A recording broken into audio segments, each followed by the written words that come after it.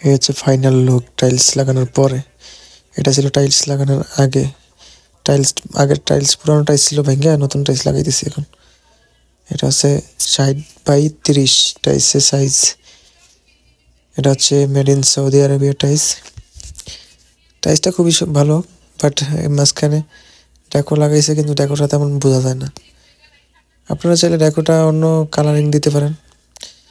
এখানে নিচে প্যান হবে কুরসি, যেটাকে বলে ইংলিশ কমেট, সেটা হবে, এখন লাগানো হয়নি, তারপরে ফলো লাগানো হবে নিচে। আর এইখানে হচ্ছে ডেকোর লাগানো হয়েছে 2টা করে, কিন্তু ডেকোর তেমন একটা বোঝা যায় না। ডেকোরটা হচ্ছে আপনার একই সেম টাইসের মতো, হালকা একটু ডিফারেন্স আছে, এই জন্য বোঝা যায় না। যারা চান অন্য অন্য কালার ডেকোর লাগাইতে পারেন, সমস্যা না। উপরে লাগাবে এক্সস্ট ফ্যান ওইখানে। এই তো এই ছিল টাইলস লাগানোর আগে। পুরান টাইলস আগে ছিল ভাইয়া, নতুন টাইলস লাগাইতেছে এখন। খুবই দারুণ, এটা হচ্ছে বাইরের টাইলস। এটা হচ্ছে আস্তর প্রথম